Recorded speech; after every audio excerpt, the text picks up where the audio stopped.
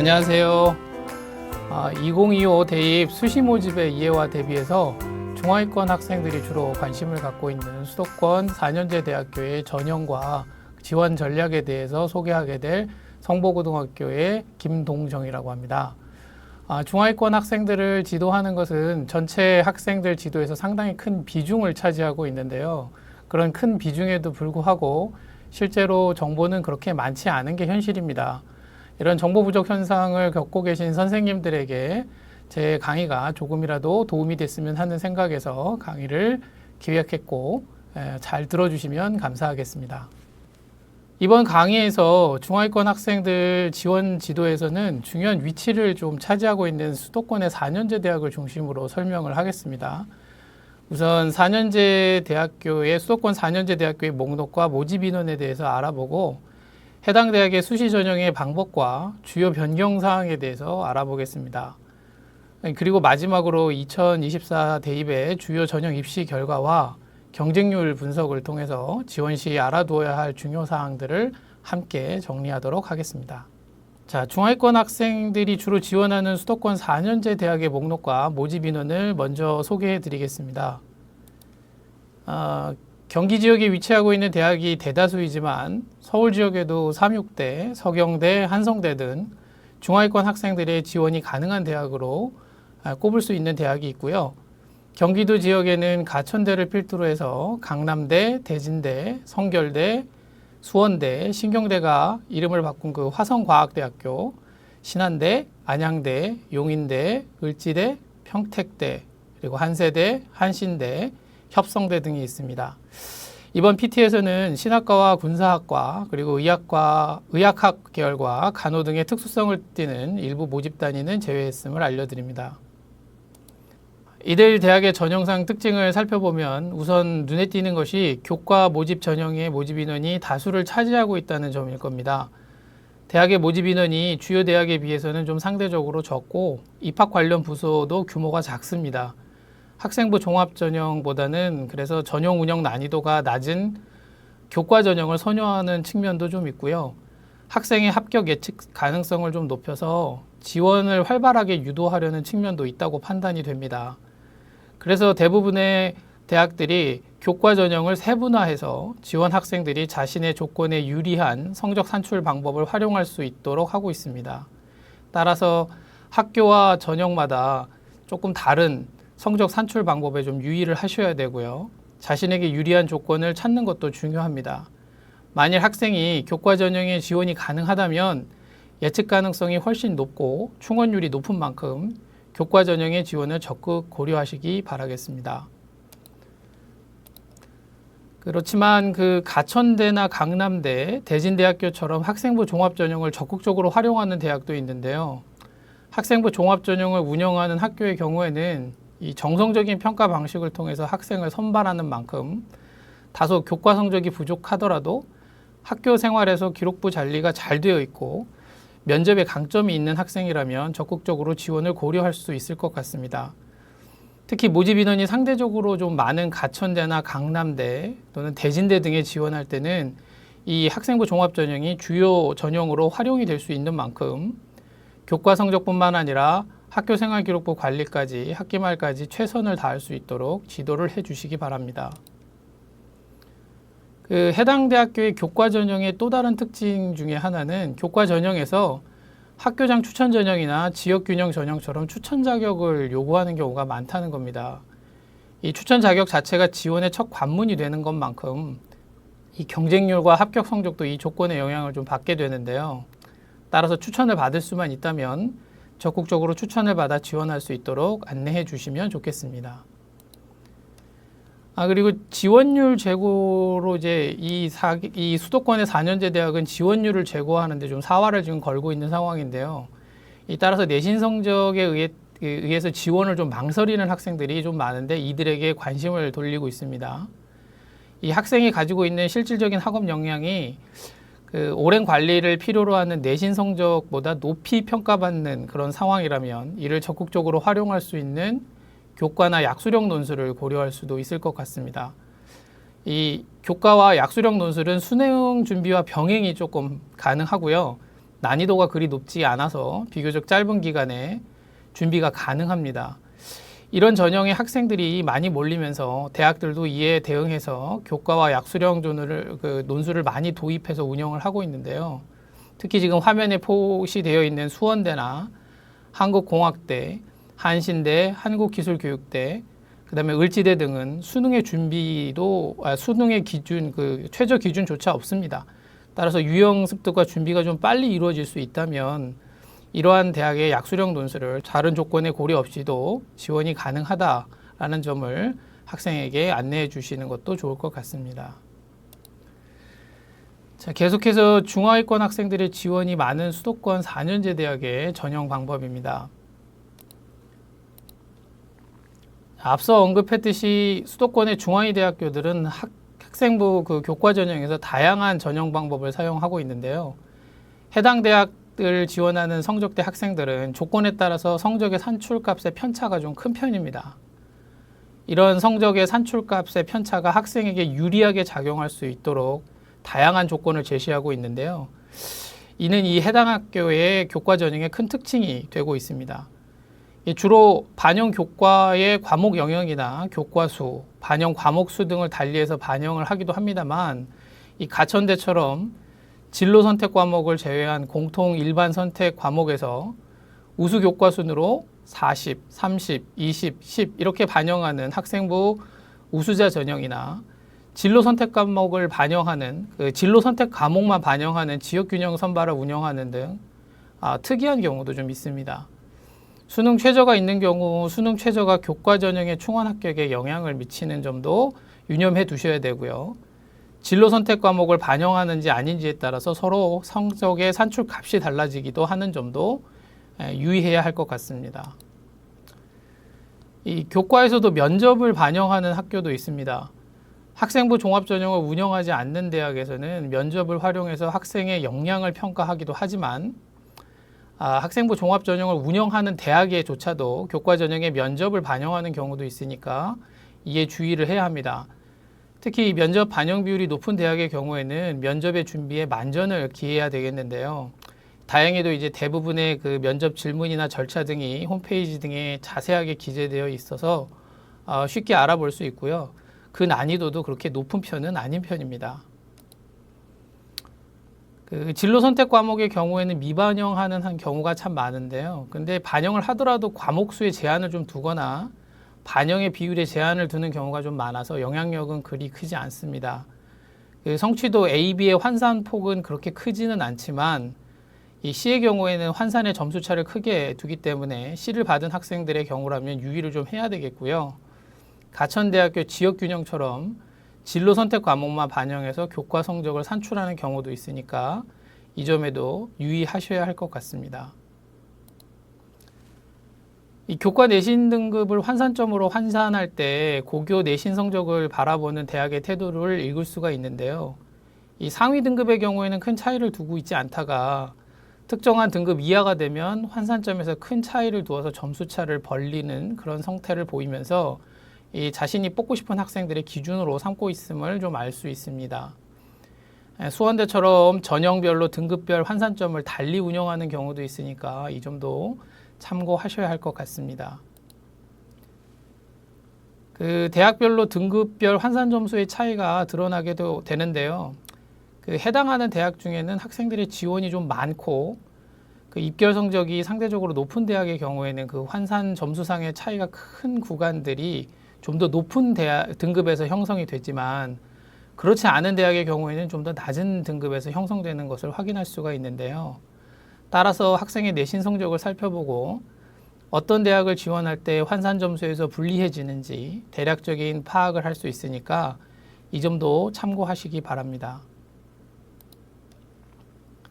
학생부 교과 전형 성적 산출에서 세부적인 디테일이 중요하다는 것을 보여드릴 수 있는 두 가지 예시를 좀 갖고 왔는데요. 이 대진대학교의 사례입니다. 이 대진대학교는 다른 대학과 달리 석차 등급을 9등급으로 나눠서 환산 점수를 내지 않습니다. 석차 등급을 각 교과별로 총 30단계로 나눠서 환산 점수를 부여하게 되는데 이에 따라서 학생의 성적이 매우 세분화돼서 표현되는 특징이 있습니다. 반면 이 화성의과학대학교처럼 최저 점수와 최고 점수의 차이가 등급 합산으로는 9배 정도나 차이가 나지만 산출 점수로는 2배밖에 차이가 나지 않아서 학생들의 성적 사안에 구별이 크지 않는 경우도 있습니다. 이렇듯 해당 대학들의 교과 전형의 지원 전략을 수립하는 데 있어서 가장 중요한 것은 이런 학교별 산출 방법을 이해하고 학생들에게 가장 유리한 조건을 찾아주는 것이라고 할 수 있을 것 같습니다. 학생부 종합전형에 대한 이어서 이제 안내인데요. 그 해당 대학교의 학생부 종합전형은 대부분 단계 전형으로 운영되는 경우가 많습니다. 그런데 이제 한성대의 한성인재전형이나 강남대의 학생부 100전형, 신한대의 신한국인 전형, 안양대의 아리 학생부 종합 2 전형, 을지대 EU 미래인재 전형, 평택대의 PTU 전형처럼 서류로 일괄 100 운영하는 경우도 있습니다. 만약에 면접 준비에 좀 어려움을 겪는 학생이라면 서류 준비에 만전을 기해서 이러한 학교에 도전하는 것도 좋을 것 같습니다. 그 대부분의 그 학생부 종합전형의 평가 요소는 정성적인 평가 요소를 반영하고 있는데요. 그렇지만 이제 구체적인 평가 요소별 비율을 제시하는 학교도 있지만 그렇지도 않은 학교도 있습니다.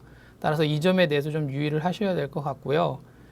특히 이제 면접에서 인성적인 요소를 높은 비율로 평가하는 그런 대학교들이 많으니까 이 점에도 유의를 해서 준비시켜야 할 것 같습니다. 그 약수령 논술을 운영하는 데 있어서 교과를 반영하기는 합니다만 대부분의 논술 성적이 합격을 좌우하는 그런 중요한 기준이 되고요. 다만 수능 최저 기준이 있는 경우에는 실질 경쟁률에 영향을 미치는 경우가 많습니다. 또한 충원 합격에도 영향을 미치기 때문에 만일 학생이 수능 최저 기준을 충족시킬 수가 있다면 이를 적극적으로 활용할 수 있도록 지도해야 할 것 같습니다. 약수령 논술 대학들의 그 수능 최저 기준을 보고 계신데요. 그 만약에 이제 수능 최저 기준의 충족에 좀 어려움을 겪는 학생들이 있다면은 지금 언급되어 있는 학교들 제외하고 수원대, 을지대, 한국대, 한국기술교육대, 한신대 이런 학교들의 경우에는 수능 최저 기준을 요구하지 않습니다. 따라서 수능 최저 기준 충족에 좀 어려움을 겪는 학생이라면 이런 학교들의 약수령 논술을 준비시키는 것도 좋은 선택이 될 수 있을 것 같습니다. 다음으로는 그 수도권의 4년제 대학교의 수시 모집의 주요 변경 사항에 대해서 조금 안내를 해드리겠는데요. 올해는 수시 모집의 변경 사항이 좀 큰 편입니다. 그래서 이런 변경 사항들을 좀 더 유의 있게 살펴보셔야 되겠고요. 이런 그 변화를 잘 살펴서 학생들의 유불리점을 따져서 학생들과 진학 전략을 짜시는 것이 좋을 것 같습니다. 자, 그 올해는 대학 입시에서 큰 변화가 많은 해라고 제가 말씀을 드렸는데요. 수도권 4년제 대학 수시 모집에서도 좀 변화가 많죠. 근데 이러한 변화가 입시를 불확실성을 좀 더 크게 만들고 예측을 어렵게 만드는 요소가 되어가고 있습니다. 따라서 이런 변화를 인지하고 어떤 영향을 미칠지 예측하면서 지원 전략을 짜야지 학생들에게 최적의 입시 결과를 선물해 줄 수 있을 거라고 생각을 합니다. 가장 먼저 살펴보셔야 되는 서경대학교는 논술 우수자 전형을 폐지한 것이 가장 큰 변화입니다.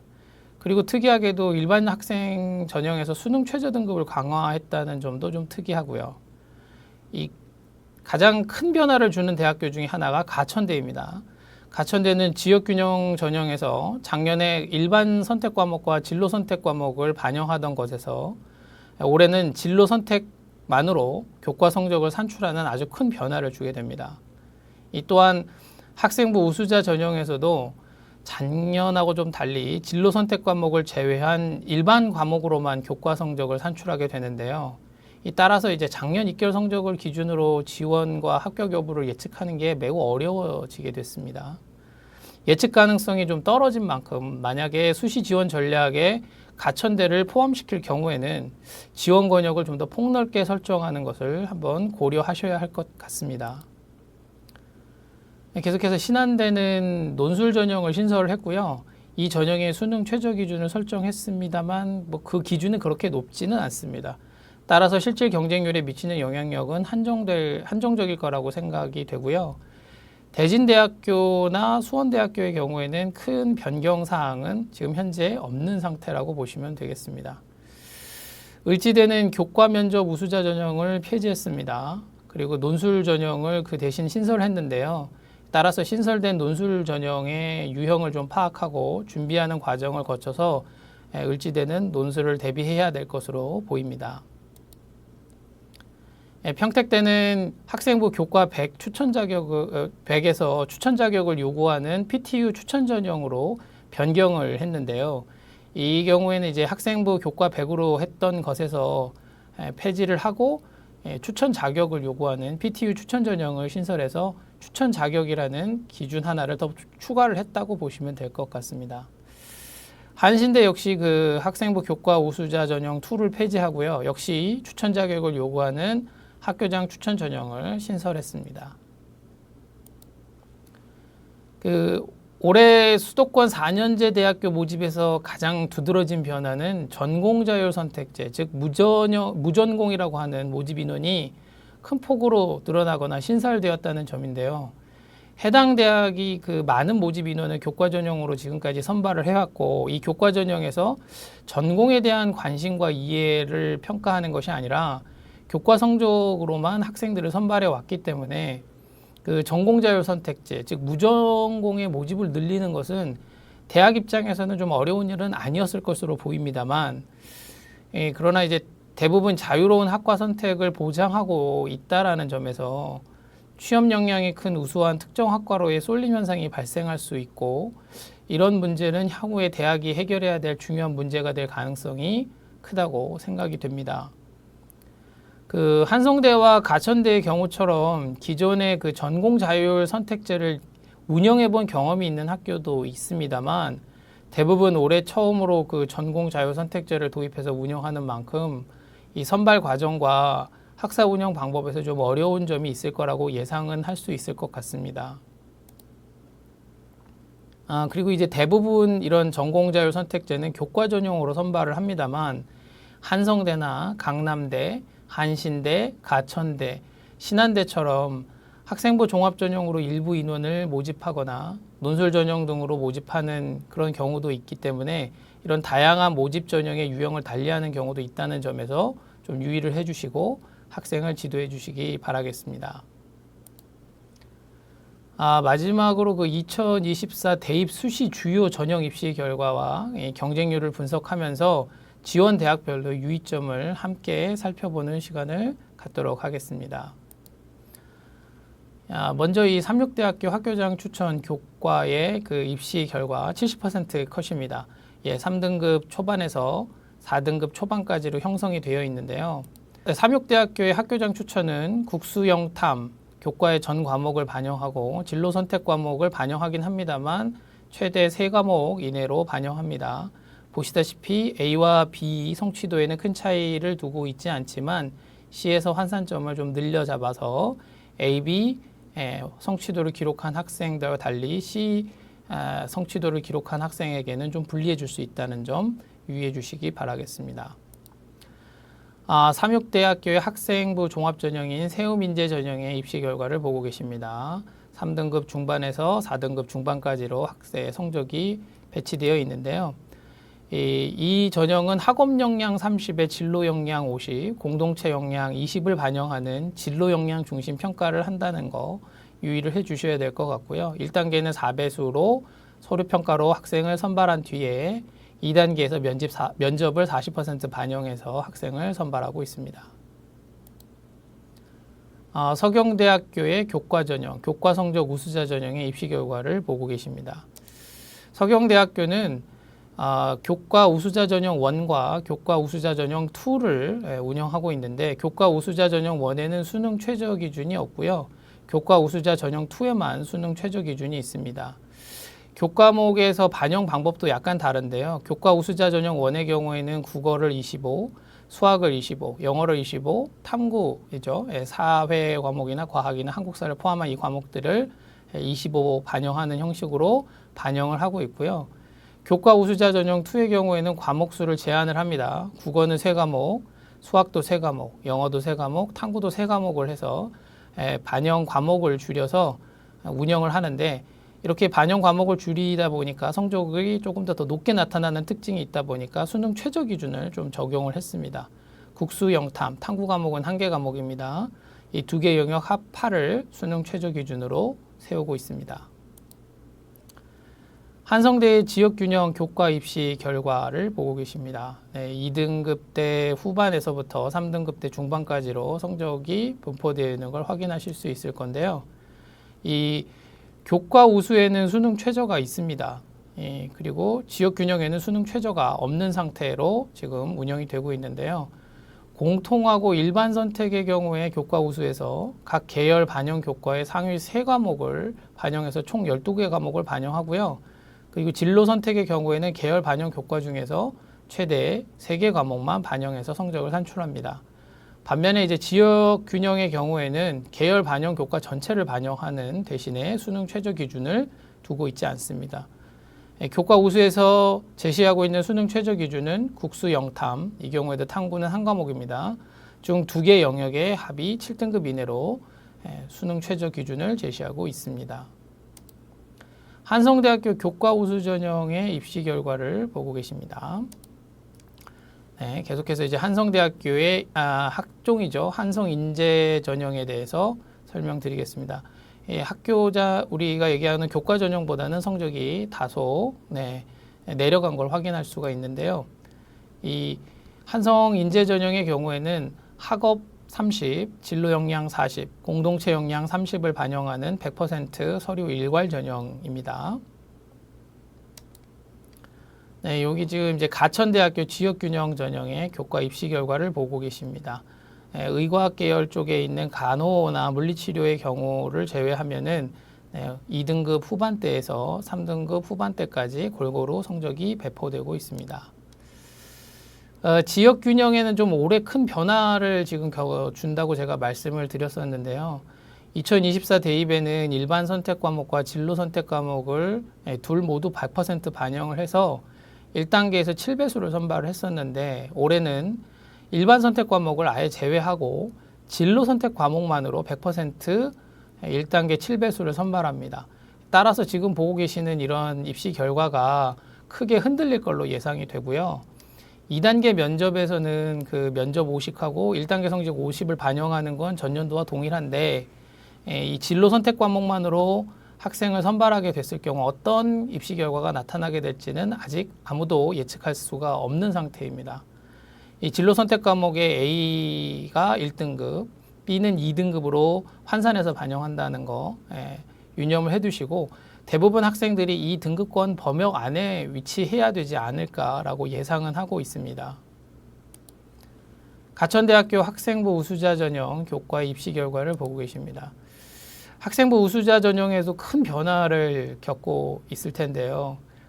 2024 대입에서는 일반 선택과 진로 선택을 모두 반영해서 100% 선발을 했습니다만 2025에서는 거꾸로 진로 선택을 반영하지 않는 일반 선택과 공통 과목만으로 100% 학생을 선발합니다. 그리고 교과 반영식도 바뀌었는데요. 이 기존의 우수 학기 중심의 그런 반영 방법에서 다시 제자리로 돌아간 셈인데 교과 순으로 성적 우수 순으로 40, 30, 20, 10 이렇게 반영을 하는 형식으로 다시 되돌아갔습니다.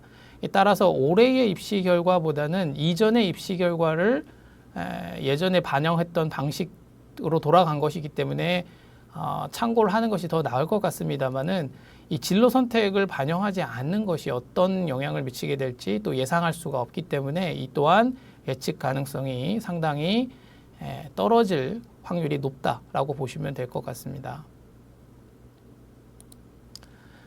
가천대학교의 학종이죠. 대표적 학종인 가천 바람개비 전형의 성적 권역을 보고 계십니다. 성적의 분포도가 굉장히 넓게 구성되어 있는 것을 확인하실 수가 있습니다.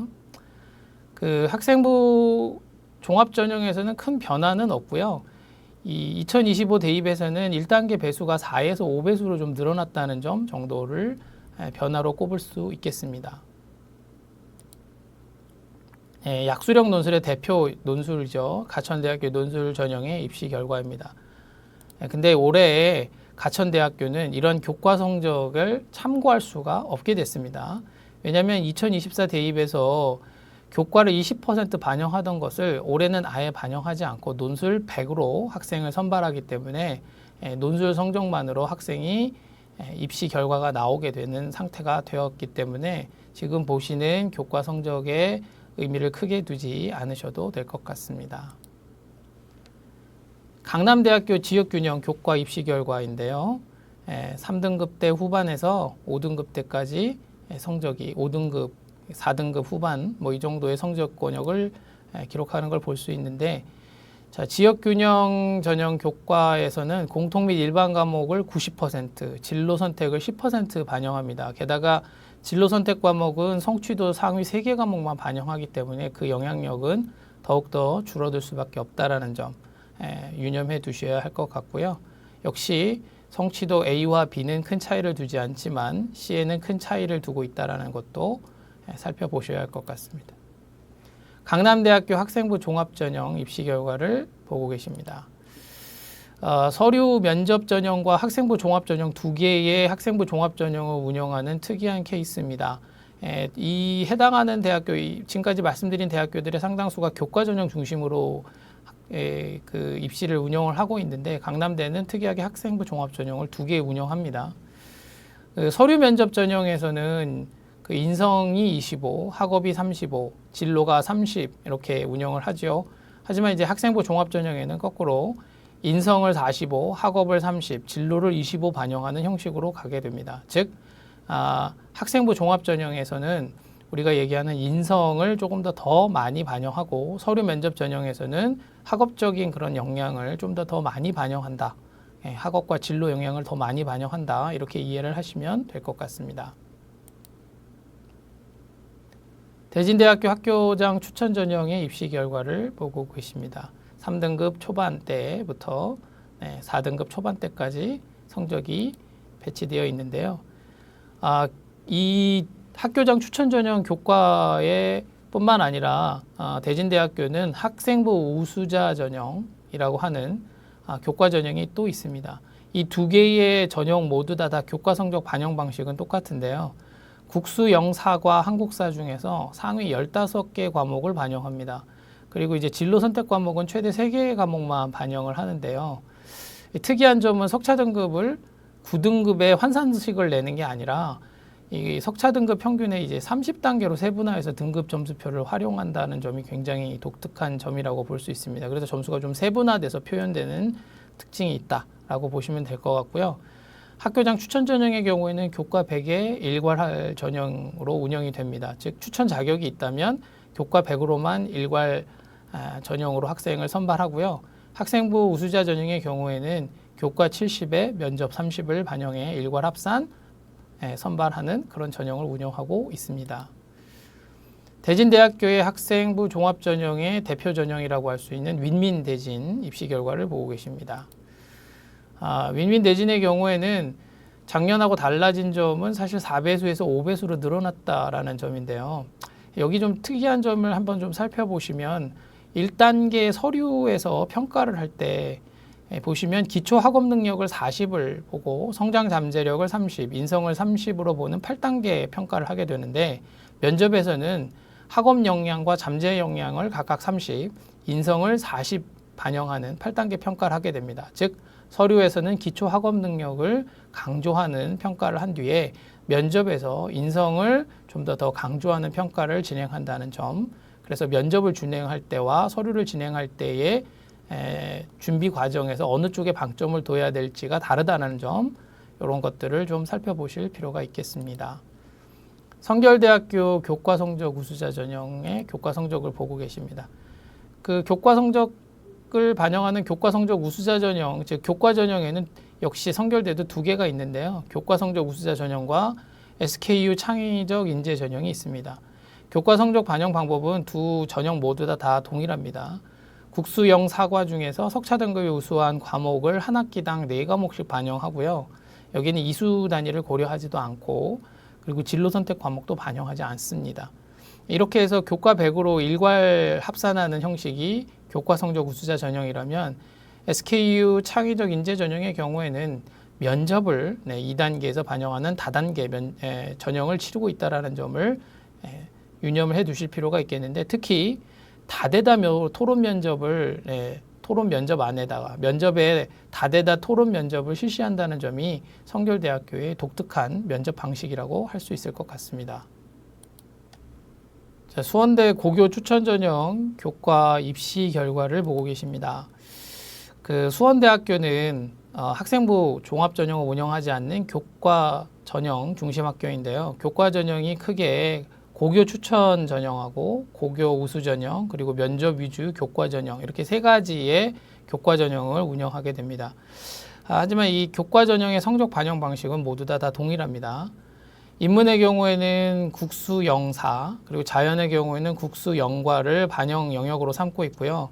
반영 교과 점수가 높은 순으로 30, 30, 25, 15 이렇게 반영하는 가천대 형식과 유사한 그런 형식을 성적 반영 방법으로 갖고 있습니다.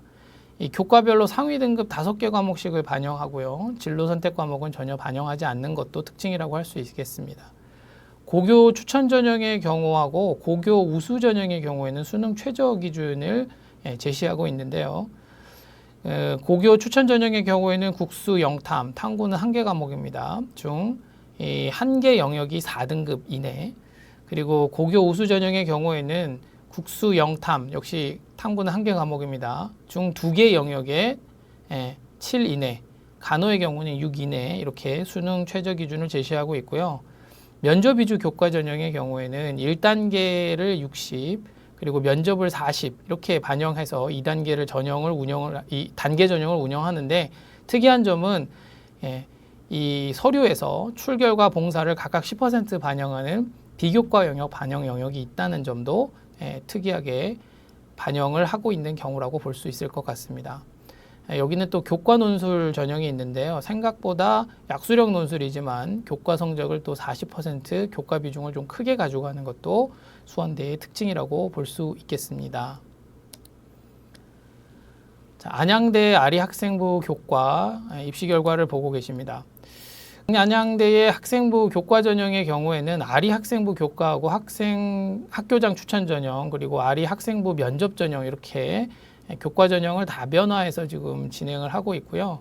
이 안양대의 경우에는 조금 학과마다의 그 계열마다의 그런 반영 그런 방법도 약간씩의 차이가 있습니다. 예를 들어서 인문사회 계열의 경우에는 12과목, 자연공학 계열의 경우에는 국수 영과 교과 중에 12과목을 반영합니다만 자유전공을 선택했을 경우에는 국수 영사과 교과 중에 반영 과목의 개수가 늘어납니다. 15개 과목을 반영하는 형식으로 진행이 된다고 보시면 될 것 같습니다.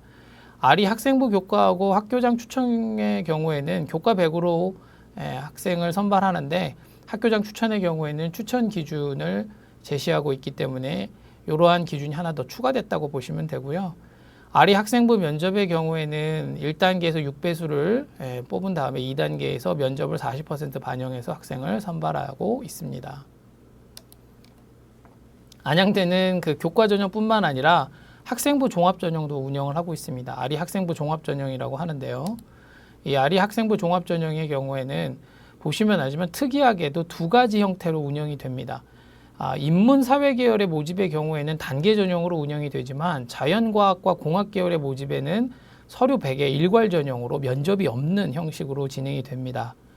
아리 학생부 종합 전형 첫 번째 1이죠. 인문사회 계열의 모집에서는 1단계 6배수로 서류를 해서 6배수로 학생을 모집한 다음에 선발한 다음에 2단계에서 1단계 성적 60에 면접 40을 반영하지만 자연과학과 공학 계열의 모집의 경우에는 면접이 없이 서류 100으로 일괄 전형으로 학생을 선발합니다. 자, 용인대학교의 교과 성적 우수자 전형을 보고 계십니다. 용인대학교는 그 일반 학생 전형하고 교과 성적 우수자 전형 이렇게 그리고 모집을 하고 있는데요. 교과 성적 반영 방식은 다 동일합니다. 국수 영사과 학년별 그 4개의 과목씩 총 12개 과목을 반영을 하고요. 진로 선택 과목은 반영하지 않습니다. 근데 이제 일반 학생 전형하고 교과 성적 우수자 전형은 학과 모집을 하는 전형인데요. 이 2개의 전형은 수능 최저가 있느냐 없느냐 요거의 차이점이라고 볼 수 있습니다.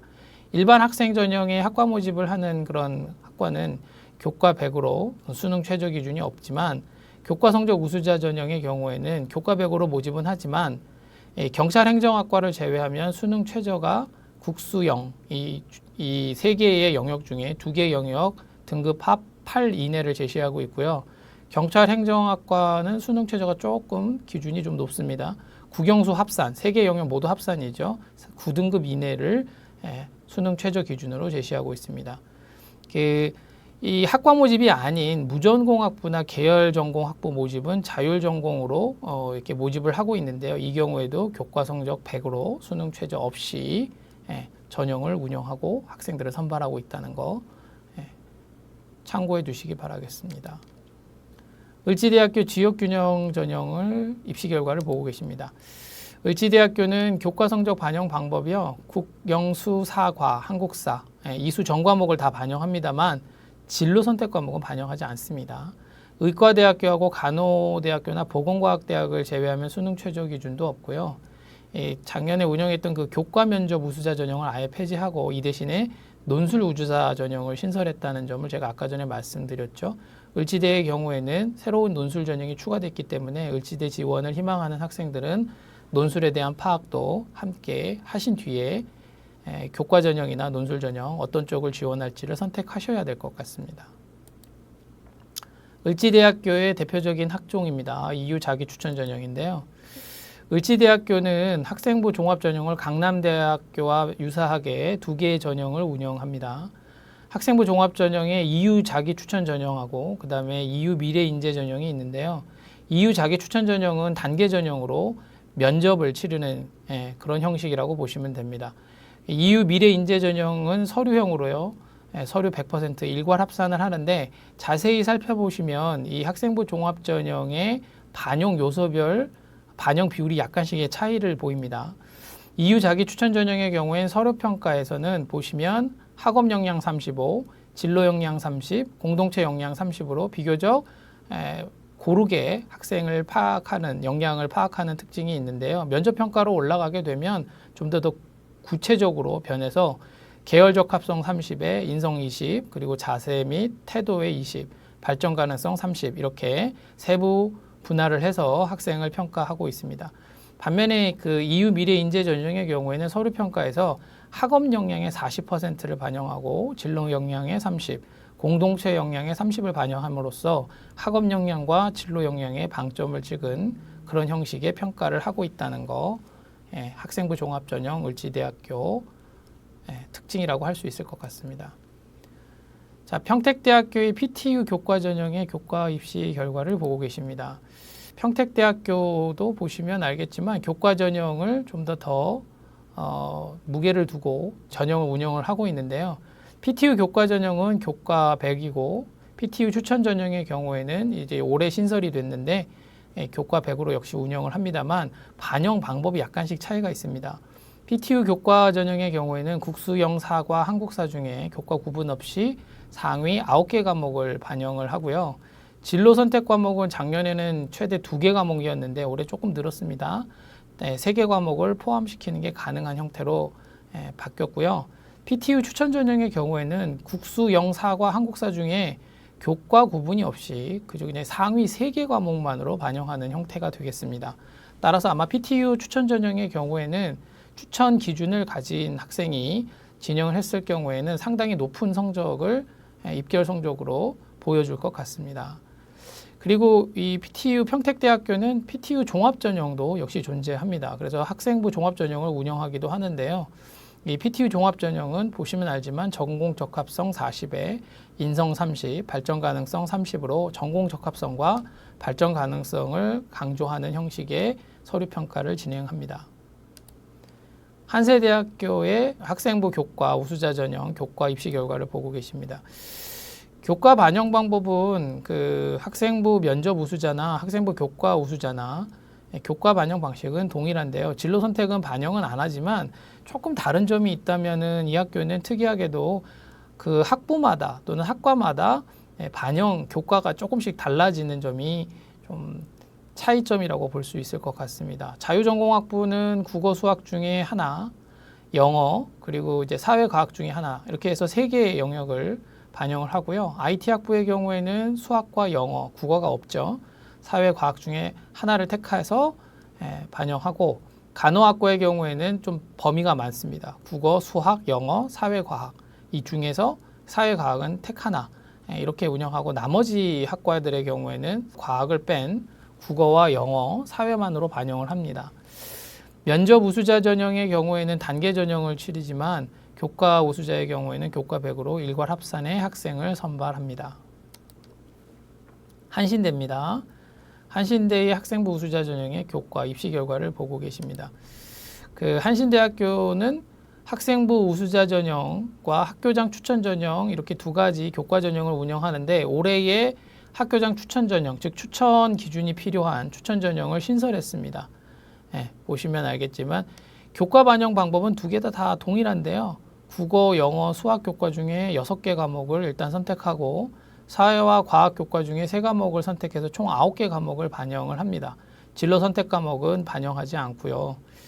그 학생부 우수자 전형은 자유전공학부와 계열 모집을 하고요. 동시에 이제 학교장 추천 전형도 역시 자유전공학부와 계열 모집 모두에서 전형 모집을 합니다. 단지 이제 두 개의 전형의 차이점이라면 추천을 받느냐 아니냐, 이 정도의 차이점이라고 볼 수 있을 것 같고요. 논술 전형의 경우에는 자유전공학부를 모집하지 않고 유일하게 학과 모집만 하고 있다, 이렇게 보시면 될 것 같습니다. 한신대는 학종도 운영합니다. 이 차민재 전형이라고 부르는 전형인데요.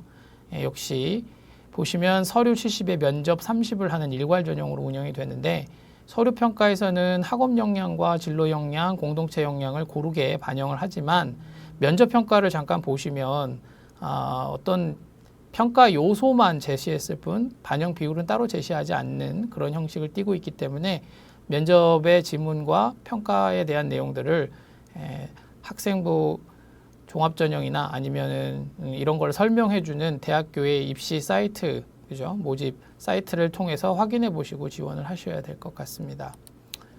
협성대입니다. 학생부 교과 우수자 전형 입시 결과를 보고 계십니다. 학생부 교과 우수자와 미래 역량 우수자 전형 두 개의 교과 전형을 운영을 하는데요. 교과 반영 방식은 동일합니다. 국수 교과 중에 5과목, 영어 교과 중에 5과목, 그리고 사회 과학 교과 중에 5과목을 반영하는 형식이고요. 진로 선택 과목은 전체 과목 중에 최대 2개 과목만 반영하기 때문에 반영 영향력이 그리 크지는 않습니다. 총 반영 과목은 총 15개 과목이 되겠습니다. 이렇게 해서 학생부 교과 우수자 전형은 교과 100으로 일괄 선발하지만, 미래 역량 우수자 경우에는 1단계에서 교과 100으로 7배수를 선발한 뒤에 2단계에서 면접을 40% 반영해서 선발하는 단계 전형을 운영하고 있습니다. 협성대에도 학종이 있는데요. 협성 창의 인재 전형이라는 학종 전형이 있습니다. 그 1단계에서는 좀 이게 특이한 점을 좀 보시면, 협성 창의 인재 전형은 다단계 면접, 그러니까 전형이기는 한데요. 면접의 2단계의 비율이 상당히 큽니다. 보시면 알지만 1단계에 서류 100으로 4배수를 뽑은 뒤에 2단계에서 면접을 무려 70% 반영합니다. 그런데 서류를 잘 살펴보시면 그 학생부 교과 비교과를 정성적으로 평가한다지만, 면접의 경우에는 뒤원 보시면 알지만 지원 동기, 학업 계획, 전공 이해, 인성 및 면접 태도 등을 종합적으로 평가한다고 되어 있습니다. 즉 서류 쪽보다는 면접에 좀 더 많은 무게를 두고 있는 그런 형식으로 보입니다. 따라서 면접 준비에 좀 더 신경을 많이 쓰셔야 될 것으로 보입니다. 자, 그 2024 대입의 수시 대학별 전형 경쟁률 자료를 보고 계시는데요. 기본적으로는 그 중하위권 학생들의 지원 대상이 되는 수도권 4년제 대학의 경쟁률의 특징은 이 숨어있는 경쟁률, 즉 블라인드 경쟁률이 높다는 겁니다. 이 마지막 경쟁률 발표 자료하고 최종 경쟁률 자료를 좀 비교하면 이런 숨어있는 상당히 높은 경쟁률을 확인하실 수가 있는데요. 이 결국 상대적으로 좀 많은 학생들이 마지막 경쟁률이 발표된 뒤에 소나기 지원을 하고 있다는 점을 살펴볼 수가 있습니다. 따라서 학과별로 경쟁률 변화 추이를 유의 깊게 살펴보는 것은 매우 중요하다고 할 수 있겠습니다. 자, 특히 이런 현상은 서울보다는 수도권의 교과 전형에서 좀 두드러지게 나타나는데요. 경쟁률의 변화가 초중반에는 거의 없다가 마지막에 갑작스럽게 커지는 것을 확인할 수가 있습니다. 이 학과별로도 큰 차이를 보는 점도 좀 주목을 해봐야 되는데, 이 학생의 선호도가 경쟁률 상승으로 즉각적으로 좀 확인이 좀 안 된다는 점에서 좀 유의를 하셔야 될 필요가 있겠고, 전년도의 최종 경쟁률을 주목하면서 올해의 변화를 지켜보는 것도 필요할 것으로 보입니다. 논술의 블라인드 경쟁률은 다른 전형에 비해서 상대적으로 좀 큰 특징이 있는데요. 논술 전형에 대한 지원자의 희망을 반영한 것으로 보입니다. 이 약수령 논술 모집이 늘어나는 최근의 상황에도 이런 상황이 좀 지속될지, 또한 이 약수령 논술의 증가가 다른 전형의 경쟁률에는 또 어떤 영향을 미치게 될지 지속적으로 관심을 보일 것이 필요할 것으로 보입니다. 자, 이 마지막으로 저희 교육연구정보원의 센진학의 나침반 프로그램에 대해서 알려드리면서 강의를 종료하도록 하겠습니다. 학생의 자기주도적인 진로진학 설계를 돕는 한편 선생님들의 진학 지도에 도움을 드릴 수 있는 다양한 정보가 이 센진학 나침판에 있습니다. 이 최신 대입 자료나 다른 전형의 그런 자료들을 좀 살펴보신다고 한다면 나침판에 회원 가입을 좀 하셔서 그곳에 있는 많은 유용한 정보를 활용해 주시면 대단히 감사하겠습니다. 이상으로 2025 대입에 중위권 학생들이 지원 관심을 가지고 있는 수도권 4년제 대학교의 전형 변화와 그리고 지원 전략에 대해서 강의를 드렸습니다. 긴 시간 제 강의를 들어주셔서 감사합니다. 감사합니다.